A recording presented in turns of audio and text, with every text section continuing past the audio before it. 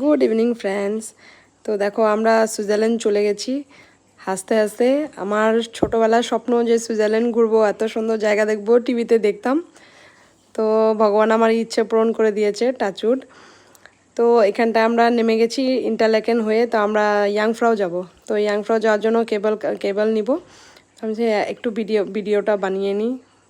মেয়েকে দিয়েছি, মা আমাকে একটু ভিডিও বানিয়ে দাও সুন্দর করে। তো মেয়ে ভিডিও করছে, আর যত জ্যাকেটসগুলো আছে ছেলেকে দিয়েছি, বাবা তুমি একটু ধরো।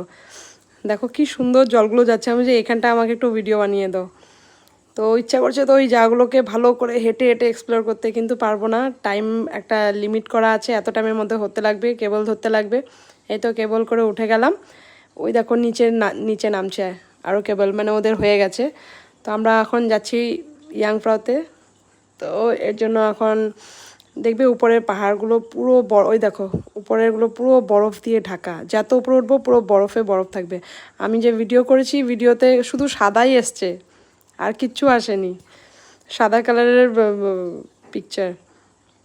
তা এত সুন্দর জায়গা, দেখো না কি সুন্দর লাগছে বরফগুলো। এখানে আর ওই ঘাসটা সবুজ কালার নেই, বরফ পড়ে তাই। এই নিচে থেকে ভিউটা দেখলে না, ঘরগুলো এত সুন্দর লাগে, মানে